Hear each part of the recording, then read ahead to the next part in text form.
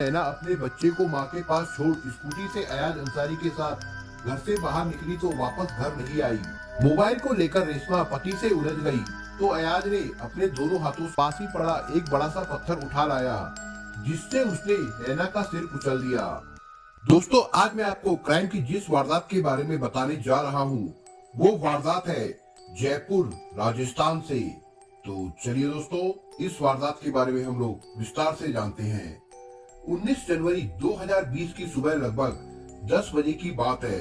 जयपुर के तालुका जयसिंहपुरा की रहने वाली 22 वर्षीय नैना उर्फ रेशमा मंगलानी अपनी स्कूटी लेकर पति के साथ घर से बाहर निकली तो वापस घर नहीं लौटी। घर वालों ने उसका फोन नंबर मिलाया तो फोन बंद आ रहा था। काफी रात बीत जाने के बाद भी जब वो नहीं आई तो उसके माता पिता और परिवार वालों को चिंता होने लगी। घर वालों की समझ में नहीं आ रहा था कि आखिर वो अपने 2 महीने के दूध हुए बच्चे को छोड़कर कहां चली गई।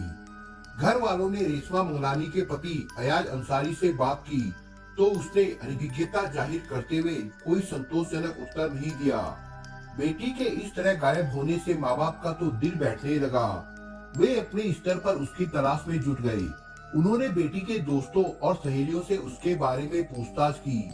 फोन करके सगे संबंधियों से भी पूछताछ करते रहे, लेकिन कहीं से भी राहत देने वाली कोई जानकारी नहीं मिली।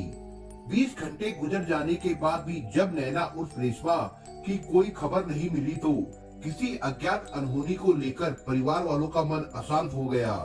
सगे संबंधियों और पड़ोसियों की सलाह पर रेशमा के पिता थाना आमेर पहुंचे और थाना प्रभारी को सारी बातें बताकर बेटी की गुमशुदगी दर्ज करवा दी। थाना प्रभारी ने जब उनसे किसी पर शक होने के बारे में पूछा तो उन्होंने रेशमा के पति अयाज पर संदेह जाहिर किया, क्योंकि वो उसके साथ ही निकली थी।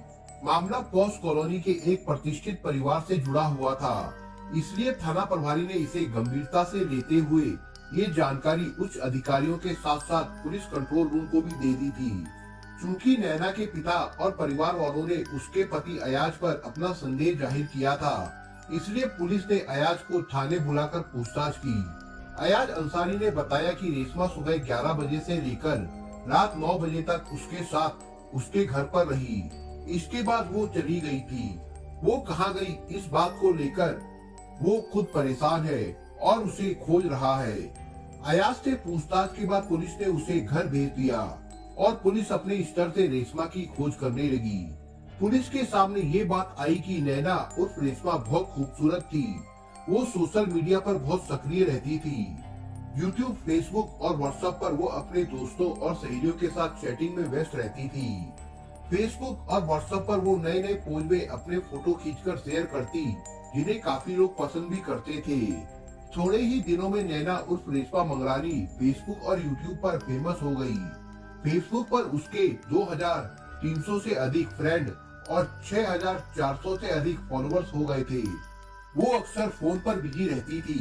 नैना के पास घूमने के लिए एक स्कूटी थी, जिसे लेकर वो अक्सर अपने दोस्तों और सहेलियों से मिलने के लिए आती जाती थी। ये जानकारी मिलने के बाद पुलिस को संदेह हुआ कि नैना की गुमशुदगी के पीछे कोई गहरा रहस्य है।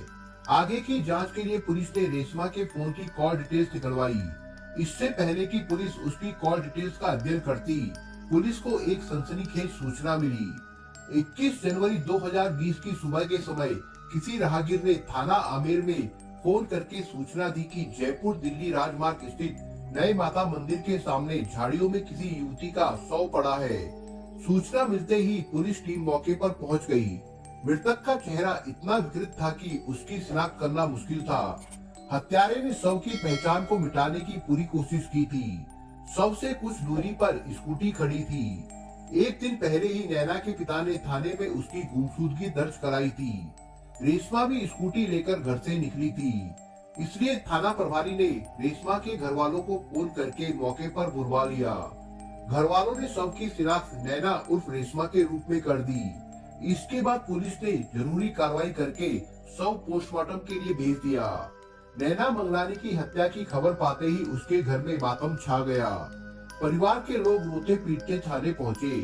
उन्होंने पुलिस को बताया कि नैना की हत्या किसी और ने नहीं बल्कि उसके पति अयाज अंसारी ने ही की है। उसके खिलाफ सख्त कार्रवाई की जानी चाहिए। उन्होंने अयाज के खिलाफ नामजद रिपोर्ट लिखा दी। जब ये खबर मीडिया द्वारा लोगों को पता चली तो जयपुर और आसपास के शहरों में रहने वाले नैना के फॉलोअर्स भी सकते में आ गए। उन्होंने सोशल मीडिया में अपनी प्रतिक्रियाएं देनी शुरू कर दी। मामला तूल पकड़ने लगा तो डीसीपी अशोक कुमार गुप्ता ने इस केस को अपने हाथों में लेकर जांच के लिए पुलिस टीम बना दी।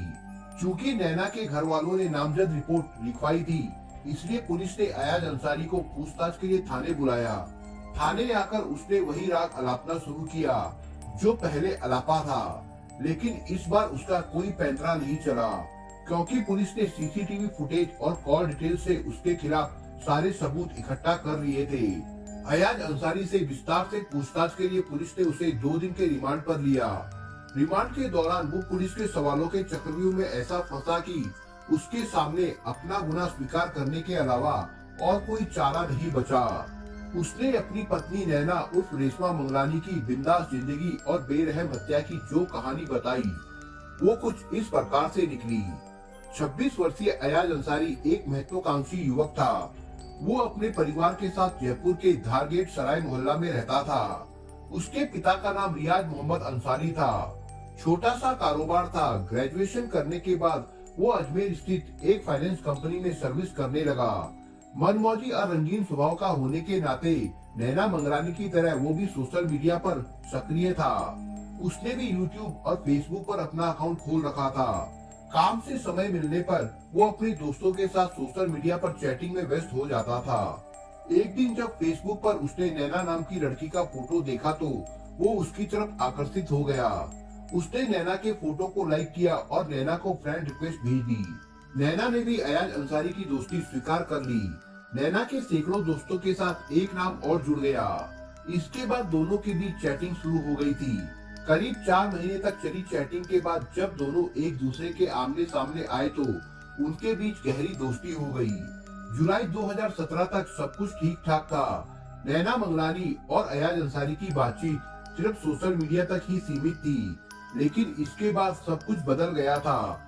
जुलाई के ही महीने में एक दिन नैना मंगलानी अपने क्रेडिट कार्ड बनवाने के लिए एक कंपनी में गई। अयाज उसी कंपनी में सर्विस करता था। फेसबुक फ्रेंड होने के नाते दोनों एक दूसरे को तुरंत पहचान गए और बातचीत का सिलसिला शुरू हो गया। अपने बिंदास और मॉडर्न स्वभाव की वजह से नैना को अयाज अंसारी से घुलने मिलने में समय नहीं लगा। इस एक मुलाकात से नैना मंगलानी की जिंदगी के मायने ही बदल गए। नैना मंगलानी अयाज अंसारी के स्वभाव और बातचीत से काफी प्रभावित थी। इतना ही नहीं, वो उसे अपना दिल दे बैठी थी। अयाज अंसारी तो पहले से नैना का दीवाना था। उसके दिल में भी नैना के लिए एक खास जगह बन गई थी। जिस दिन से दोनों की मुलाकात और जान पहचान हुई थी, उस दिन से दोनों की आंखों की नींद उड़ गई थी। उनकी सुबह की चैटिंग गुड मॉर्निंग से शुरू होती थी और पूरे दिन चलती थी। दोस्ती प्यार में बदल गई थी। चैटिंग के बाद दोनों की मुलाकातें भी होने लगी। दोनों साथ साथ सैर सपाटा करते। फिर एक दिन ऐसा भी आया कि उन्होंने अपनी सीमाएं भी तोड़ डाली। एक बार जब मर्यादा की दीवार टूटी तो फिर टूटती ही चली गई। अब वो जब तक एक दूसरे को मिल या देख नहीं लेते थे, मन बेचैन रहता था। अपनी इस बेचैनी को खत्म करने के लिए दोनों ने साथ साथ रहने का मन बनाया। उन्होंने शादी निकाह करने का फैसला कर लिया था। वैसे तो दोनों के परिवार वाले खुले और आजाद विचारों के थे, लेकिन मजहब अलग अलग होने के कारण मन में थोड़ा डर भी था कि उनके रास्ते में कोई समस्या ना खड़ी हो जाए। ये सोचकर वो अक्टूबर 2017 में अपना घर छोड़कर जयपुर से भागकर गाजियाबाद आ गए। गाजियाबाद में दोनों ने पहले एक मंदिर में जाकर हिंदू रीति रिवाज से शादी की। उसके बाद उन्होंने एक मस्जिद में निकाह कर लिया। निकाह के बाद वो नैना से रेशमा अंसारी बन गई। नैना मंगलानी और अयाज अंसारी के परिवारों में थोड़ी सी नाराजगी जरूर हुई थी, लेकिन बेटी और बेटे की खुशी के लिए दोनों परिवारों ने समझौता कर लिया था। शादी और निकाह के बाद इन लोगों ने जयपुर के कालवाड़ रोड स्थित एक हाउसिंग कॉलोनी में एक फ्लैट फाइनेंस करा लिया और उसी में रहने लगे। शादी के कुछ दिनों बाद रेशमा गर्भवती हो गई। एक कहावत है कि दूर के ढोल सुहाने लगते हैं, लेकिन जैसे जैसे वो नजदीक पहुंचने लगते हैं तो उनकी आवाज शोर लगने लगती है। यही हाल नैना और अयाज के बीच हुआ। 2 सालों तक चली दोनों की लव स्टोरी में धीरे धीरे दरार आने लगी। जिस मीडिया ने उन्हें मिलाया था, वही मीडिया अब उनके विवाद का कारण बन गया। अपनी प्रशंसा की भूखी नैना का सोशल मीडिया पर एक्टिव रहने का भूत उतरा नहीं था। वो शादी के बाद भी लगातार एक्टिव रहती थी। उसने फेसबुक पर अपनी आईडी बना रखी थी, एक नैना के नाम से तो दूसरी रेशमा के नाम से। उसका हेडफोन हमेशा उसके कानों में लगा रहता था, जिस पर वो अक्सर बातें किया करती। वो अपने पति अयाज की उपेक्षा करने लगी थी, जो उसे पसंद नहीं थी। इससे अयाज के दिल में कहीं न कहीं कोई संदेह पैदा हो रहा था। उसे ऐसा लग रहा था कि जिस तरह से वो सोशल मीडिया के जरिए उसकी जिंदगी में आई, उसी प्रकार कहीं वो किसी और की जिंदगी में तो दाखिल नहीं हो रही है। इस संदेह को लेकर पहले तो अयाज अंसारी ने उसे समझाया और सोशल मीडिया से बैकआउट करने का भी दबाव बनाया, लेकिन नैना को उसका ये दबाव पसंद नहीं आया। उसका कहना था कि वो आजाद और आधुनिक विचारों वाली है, उसे किसी तरह के बंधन में बंधना स्वीकार नहीं है। नैना की इस बात से अयाज अंसारी सहमत नहीं था। नतीजा ये हुआ कि दोनों की तकरार बढ़ गई। इस बीच अयाज ने गुस्से में कई बार उसका फोन छीनकर तोड़ डाला था, लेकिन नैना हर बार नया फोन खरीद लेती थी। फिर नैना की डिलीवरी के बाद माहौल ऐसा बना कि वो अपने 1 माह के बच्चे को लेकर अपने मायके आ गई और उसे तलाक का नोटिस दे दिया। नोटिस पाकर अयाज बौखला गया। इसके बाद विश्वास हो गया कि उसकी पत्नी का किसी न किसी फ्रेंड से चक्कर चल रहा है। कहा जाता है कि संदेह और ईर्ष्या में इंसान खुद ही खोखला हो जाता है। यही हाल अयाज का भी था। अयाज ने पहले तो पत्नी से कहा कि वो मायके से लौट आए, लेकिन जब वो आने के लिए तैयार नहीं हुई तो उसने एक खतरनाक फैसला कर लिया। योजना के अनुसार वो पत्नी को मनाने के लिए उसके मायके पहुंच गया और उसने अपने व्यवहार के लिए क्षमा मांगते हुए उसके सामने सुलह का प्रस्ताव रखा, जिसे नैना ने स्वीकार कर लिया।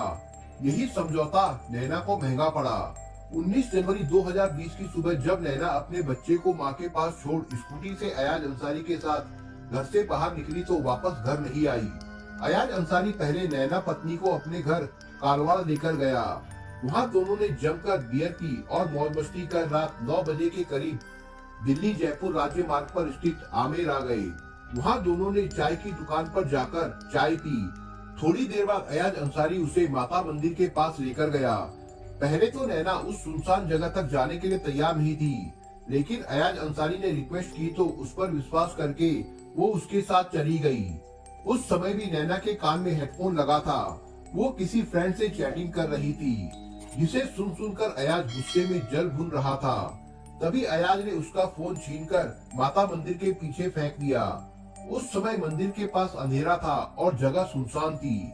मोबाइल को लेकर रेशमा पति से उलझ गई तो अयाज ने अपने दोनों हाथों से उसका गला पकड़कर घोट दिया। कुछ ही देर में नैना की मृत्यु हो गई और वो जमीन पर गिर गई। इसके बाद अयाज घबरा गया। शव पहचाना ना जा सके, इसके लिए अयाज पास ही पड़ा एक बड़ा सा पत्थर उठा लाया, जिससे उसने नैना का सिर कुचल दिया। उसकी स्कूटी ले जाकर उसने मंदिर के पीछे की घनी झाड़ियों में छिपा दी। फिर कैब पकड़कर घर आ गया। पुलिस टीम ने 12 घंटों के अंदर केस का पर्दाफाश कर आरोपी को गिरफ्तार कर लिया। उससे विस्तार से पूछताछ करने के बाद उसे जयपुर की सेंट्रल जेल भेज दिया गया था। दोस्तों, आप अगर चैनल पर नए हो तो आप चैनल को सब्सक्राइब करने के साथ कमेंट बॉक्स में इस कहानी के बारे में अपने विचार जरूर लिखिएगा। मिलता हूँ एक नई कहानी के साथ, तब तक के लिए अपना ख्याल रखिएगा।